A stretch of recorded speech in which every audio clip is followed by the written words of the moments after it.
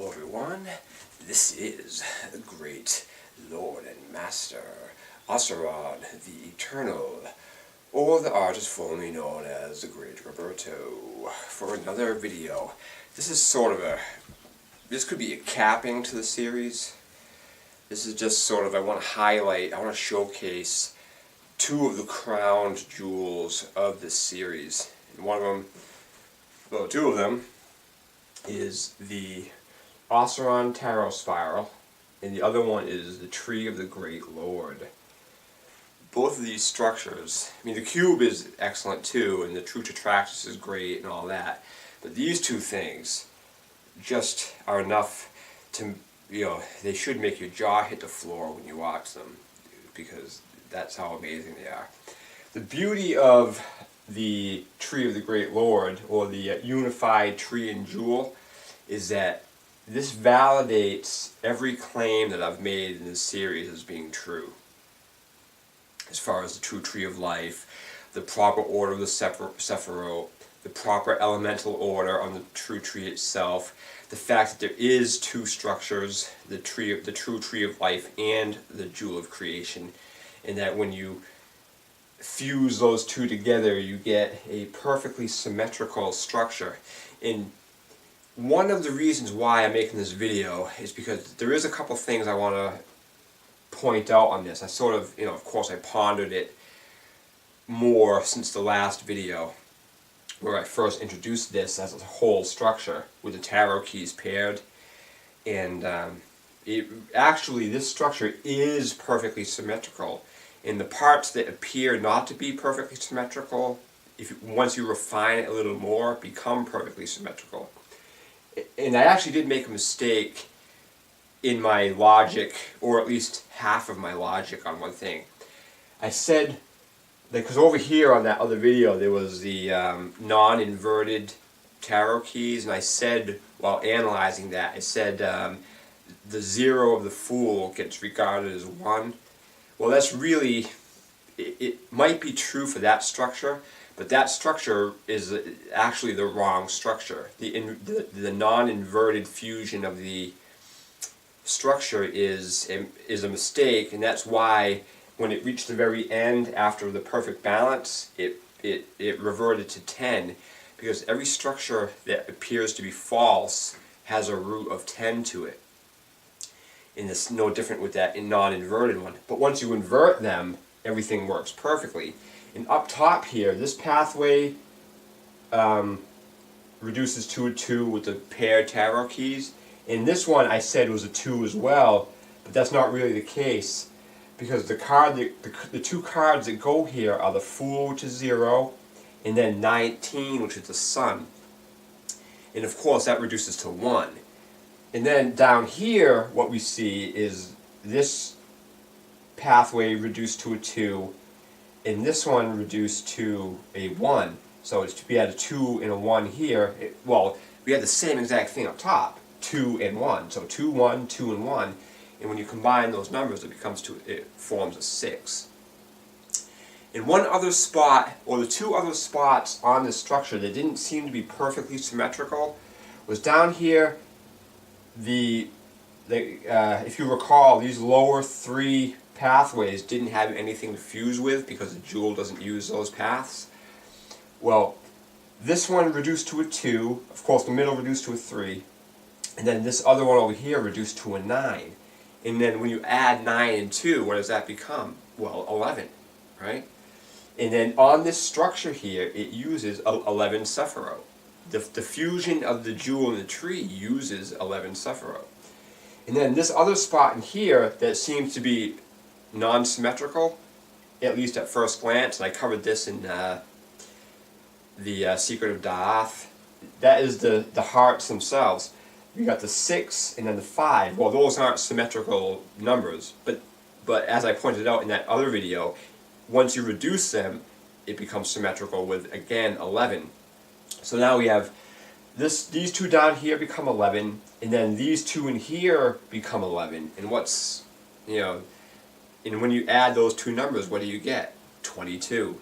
So we're seeing the 22 again in the finished product of the tree of the Great Lord, which is now perfectly symmetrical.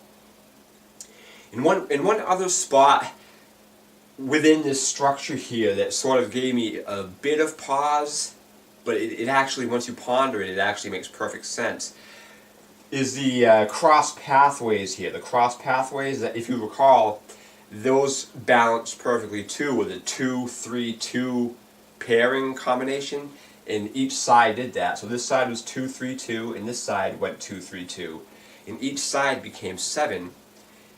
And then 7 plus 7 is 14, which is temperance again, and 4 plus 1 is 5, which is the elements plus Kundalini. But 7, I'm not sure if I mentioned this in another video or not. I may have, but I might not have. But 7 appears to be the fluids of the body. Because the chariot, which I know I did mention this, but the chariot is number 7. And through my discoveries, I've come to the conclusion that the chariot represents the blood of the body. Well, I think each element is represented by a different fluid of the body. I haven't exactly figured out what they all are. This is just sort of a loose guess right now, but water appears to be blood. Earth could be Shivambu, urine.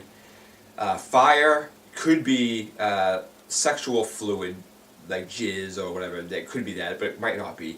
In air, could be cerebrospinal fluid. They always talk about this oil, this fluid in your body that goes up and down your spine. Well, that could be the air. That could be the 7 that's associated with air. And then each, I think each, 7 shows up on,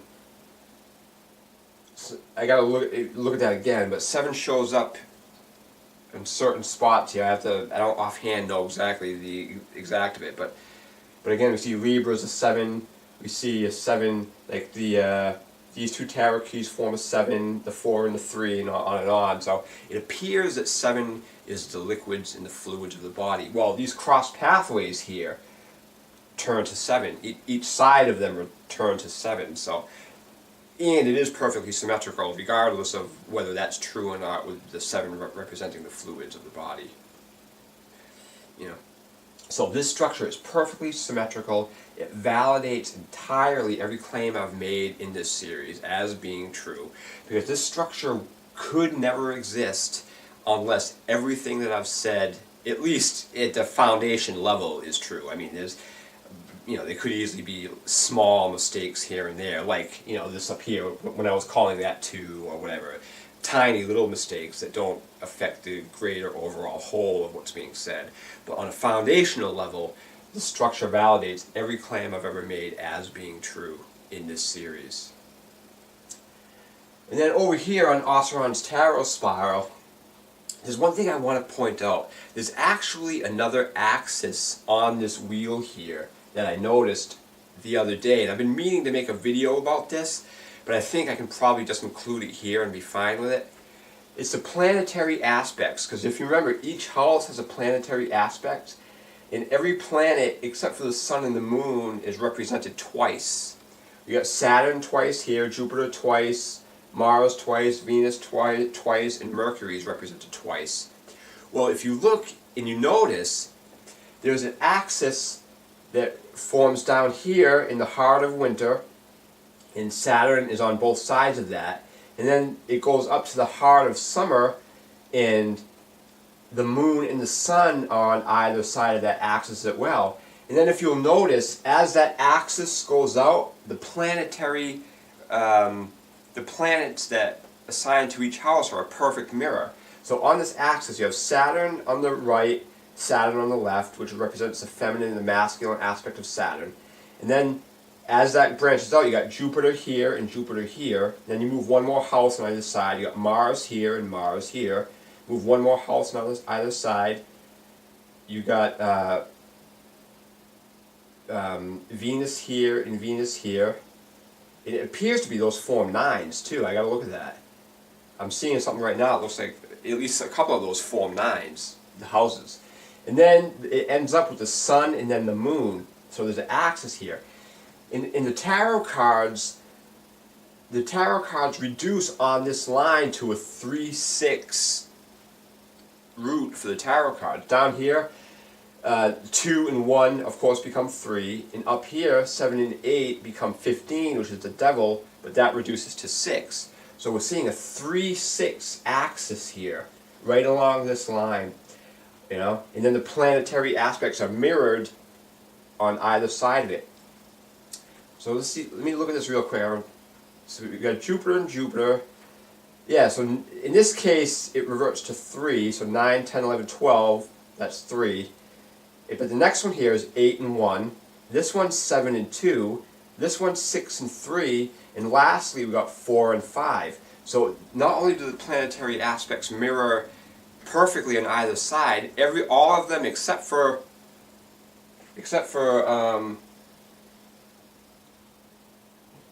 2 of them become 9. But let's see what happens when we get this. So 10 and 11 form 21. Yeah, so there is an interesting correlation. The Saturn ones don't do it, and the Jupiter ones don't do it. These revert to 3 and 3, which forms 6. So 3 and 3, then 3 and 9, which becomes 3. And that reverts to 6, but the rest of them become 9, which is very interesting, because the houses up here, this is the 4th and 5th house, 3 and 6th house, 2 and 7, 1 and 8. So there's a real interesting correlation there. I just saw that now, that's why I didn't prepare to present that. I just noticed it now. Again, I'm learning right along with you guys. So these are the 2 crowned jewels of this structure. So the planetary aspects mirror. Most of them reduce to 9, except for the Saturn and Jupiter ones, and they revert to 3s. And 3 plus 3 is 6, 33 then 6, so it's very, very interesting. And again, there's so much more in this Osiron Tarot Spiral that I haven't mentioned. There's tons, that never made it in. I just wanted to showcase these 2 structures because they're amazing. This is the tarot unmasked here, but this is the culmination of perfection of this whole series. Basically, this, the Tree of the Great Lord. This is 2 worlds fused together. This is basically the creator and the creation fused together as one. So you could use whatever language you want, God and you or whatever it is, but this is saying that the physical world and then the world beyond matter, the creation of it all, works symbiotically as one. So if one is off, they're both going to be off. They both work together. So you are not separated from God. You are God. Basically, is what that's saying. And there's one thing I want to mention real quickly is I was talking to a friend of mine the other day about something, and we were talking about concepts. He's a great guy. He has really great ideas. But he mentioned something the other day about a concept being beyond mathematics. Well, see, that's just simply not true, because nothing is beyond mathematics. Because everything ultimately either boils down to a 1 or a 0. In this series, I've been having a tough time really isolating what 1 is. It's because 1 isn't really anything specific. 1 is only something that is distinct from something else. Like this, sword pointer here. As far as I'm concerned, I am a 1. As far as my perspective goes, me and my body are a 1, and this sword might be a 1, but as far as I'm concerned, it's a 0, because it's not me. So 1 and 0 are these terms that aren't exact. They're not, they could apply, it changes due to the perspective of who is saying what 1 is.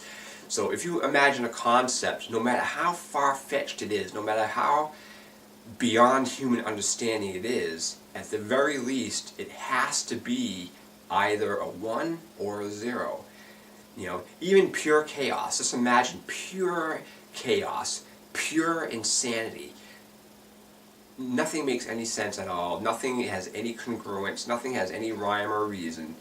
But even that completely discordant state is still a 1. It's a state of discord. It's a state of insanity. It's a state of complete confusion. But that state, those states are still a 1. It might not be a pleasant one. It might not be a one that you want to have any part of, but it's still a one. And anything that's not that state, in relation to that, is a zero. So nothing is beyond mathematics. Even purely spiritual concepts. Just imagine like a purely spiritual concept that has no tangibility whatsoever. You can't explain it, you can't codify it, you can't put it into, quantifiable language. Even that is still a one or a zero. It either is or it isn't. Period. That's really one of the whole points of this series, is that all of this really boils down to 1 and 0. Even 9. See, the beauty of 9, being the divine 9, is that the 9 has the powers and properties to have both of those qualities in a single sigil. That's why 9 is so divine, because it acts and looks like a 0 completely, but it's made up of, it is a thing. 9 is a thing. And 0 is a state too. 0 is a state, as we've seen. 0 becomes a 1 at the inception of 1. So, in one last thing before I wrap this up, I'm just paraphrasing this because I've never actually read the Sefer Yetzirah, but I've heard this quote a few times from it, and they say in that, and the Jews say this in that about the Tree of Life, they say the Sephirot, there's only 10 Sephirot, there's not 9 and there's not 11, there's 10. And I've been over this 10 before. 10 conditions is 0 through 9 is 10 conditions. But the beauty of the Tree of the Great Lord here is that there isn't one goddamn 10 in it at all. The Sephirot become 11, everything else becomes either 9 or whatever, Actually, everything else does reduce to 9. Even the heart of Osiron here ultimately reduces to 9 in the end. There's not one fucking 10 in this entire perfect structure. I mean, this structure is perfect. This is sublime. There's not one fucking 10 in it anywhere to be seen.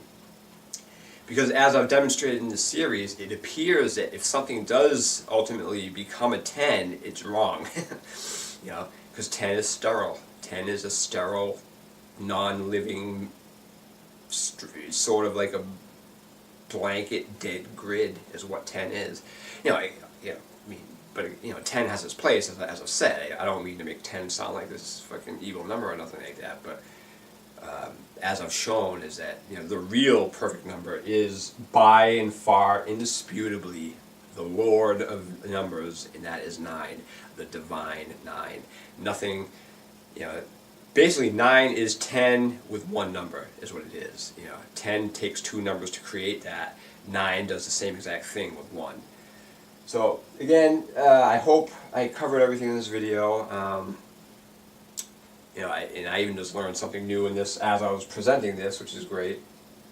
And so that is a wrap, and namaste. Thank you for watching.